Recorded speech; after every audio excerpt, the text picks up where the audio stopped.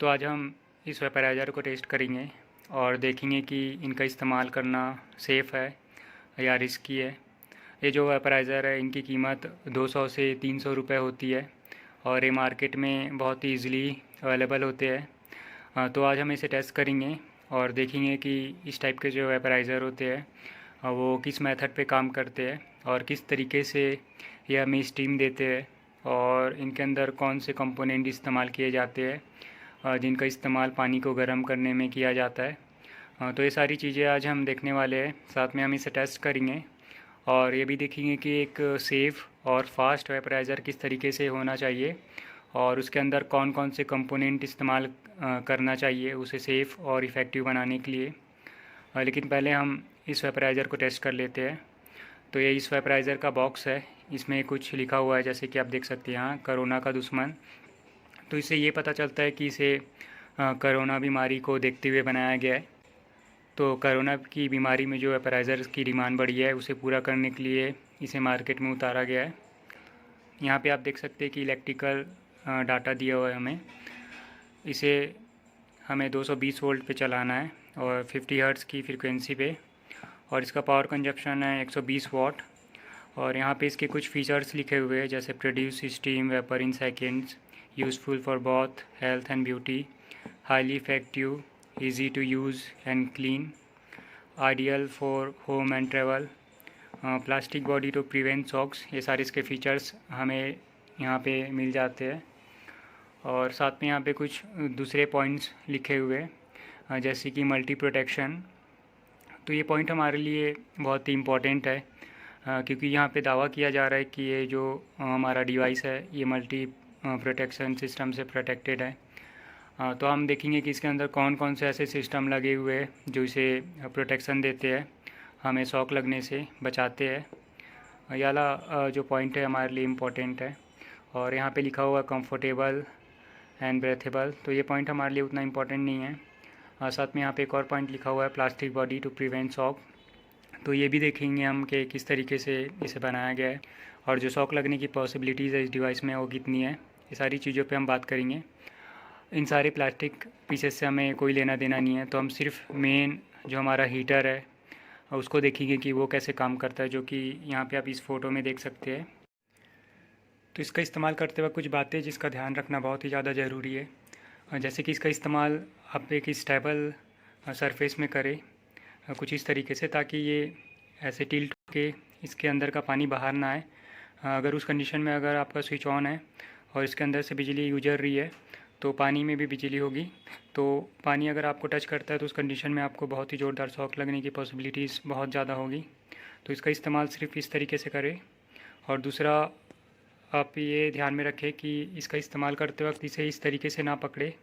इस कंडीशन में अगर हमारा जो कंटेनर है पंचर होता है और इसके अंदर से किसी तरीके से पानी बाहर आता है या ये पूरी तरीके से गीला है और आप इसे इस तरीके से पकड़ते हो तो उस कंडीशन में भी आपको शॉक लग सकता है। और तीसरी बात का आप ध्यान रखिए कि यहाँ पे आप देख सकते हैं कि जो स्क्रू है वो प्लास्टिक से बाहर आ गए है और स्क्रू जो है वो इलेक्ट्रोड से जुड़े हुए हैं। तो इस कंडीशन में अगर आप इसे इस तरीके से बदलने की कोशिश करते हैं या निकालने की कोशिश करते हो और अगर प्लग चालू है तो उस कंडीशन में भी आपको शॉक लगेगा, तो इसका भी ध्यान रखिए। और लास्ट में आपको ये ध्यान रखना है कि आप इस हीटर का इस्तेमाल किसी भी दूसरे बर्तन में नहीं कर सकते। इसका इस्तेमाल सिर्फ प्लास्टिक में किया जा सकता है कि प्लास्टिक कंटेनर हो। अगर आप इसे किसी मेटल के कंटेनर में लगाते हैं तो पूरा मेटल में बिजली आ जाएंगी, तो बहुत ही ज़्यादा ख़तरनाक होगा। तो इस बात का भी आप ध्यान रखें क्योंकि ये बहुत ज़्यादा इम्पोर्टेंट है कि इसका इस्तेमाल आप किसी भी तरीके से दूसरे बर्तन में ना करें जो मेटल के बने हुए हो। तो इन सारी बातों का ध्यान रख के आप इसका इस्तेमाल सेफ़ तरीके से कर सकते हैं। लेकिन फिर भी ये डिवाइस बहुत ही ज़्यादा ख़तरनाक है क्योंकि इसे अच्छी तरीके से नहीं बनाया गया है और ये बहुत ही ज़्यादा आसानी से मिलते हैं और ये बहुत ही ज़्यादा चीप है। तो लोग इसका ही इस्तेमाल करते हैं, तो उस कंडीशन में जो एक्सीडेंट होने की पॉसिबिलिटीज़ है वो काफ़ी बढ़ जाती है। तो आप इसका इस्तेमाल करते वक्त इन सारी चीज़ों का ध्यान रखें। तो यहाँ पे आप देख सकते हैं कि जो मेन पानी का कंटेनर है वो ये है और ये हमारा हीटर है।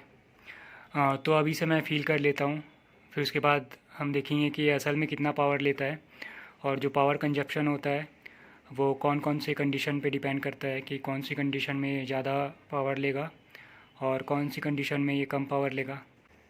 तो यहाँ पे आप देख सकते हैं कि जो करंट है वो लगभग 1 एम्पियर है। तो इसका मतलब ये है कि ये लगभग 220 वॉट पावर ले रहा है, जो कि इसकी रेटिंग से काफ़ी ज़्यादा है, क्योंकि इसकी जो बॉक्स की रेटिंग है वो है 130 वॉट। तो यहाँ पे आप देख सकते हैं कि स्टीम निकलना भी चालू हो गया है। तो इसे लगभग 2 मिनट लगते हैं स्टीम देने में। तो अब हम देखेंगे कि असल में ये काम कैसे करता है और किस तरीके से इससे पानी गर्म होता है।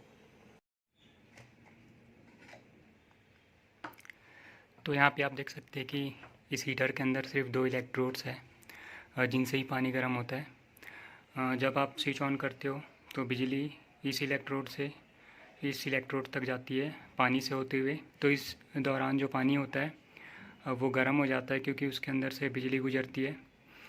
तो पानी कितना गर्म होगा और ये डिवाइस कितना पावर लेगा, ये पानी की कंडक्टिविटी पे डिपेंड करता है। अगर पानी का रेजिस्टेंस कम है तो ये डिवाइस ज़्यादा पावर लेगा। अगर पानी का रेजिस्टेंस ज़्यादा है तो डिवाइस कम पावर लेगा, क्योंकि कम रेजिस्टेंस के वक्त जो करंट है वो ज़्यादा होगा, ज़्यादा करंट फ्लो होगा पानी से। और रेजिस्टेंस जब ज़्यादा होगा तो करंट कम हो जाएगा, इसलिए जो पावर है वो भी कम हो जाएगा। तो इसलिए इस डिवाइस में लिखा हुआ है कि अगर कम स्टीम पैदा हो, मतलब जब रेजिस्टेंस ज़्यादा हो तो इससे कम करंट फ्लो होगा। तो उस कंडीशन में इसका रेजिस्टेंस कम करने के लिए इस पर कुछ नमक डालने को कहा गया है कि कुछ मात्रा में नमक डाला जाए, ताकि पानी की कंडक्टिविटी बढ़ सके और उससे ज़्यादा करंट फ्लो हो सके। उस कंडीशन में जो पावर है वो बढ़ जाएगा, तो हमारा जो डिवाइस है वो ज़्यादा स्टीम प्रोड्यूस करेगा। तो ये इसका आसान तरीका है काम करने का। और इस कंडीशन में यहाँ पे आप देख सकते हैं कि पानी में भी बिजली होती है।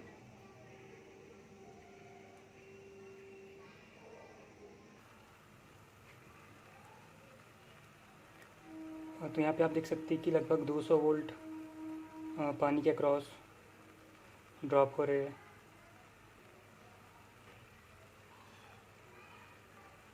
तो नेक्स्ट वीडियो में हम देखेंगे कि एक अच्छा वेपराइज़र का डिज़ाइन किस तरीके से होना चाहिए, जो कि सस्ता हो और जिसका इस्तेमाल करना सेफ़ हो और जिसमें ज़्यादा मेंटेनेंस की ज़रूरत ना पड़े।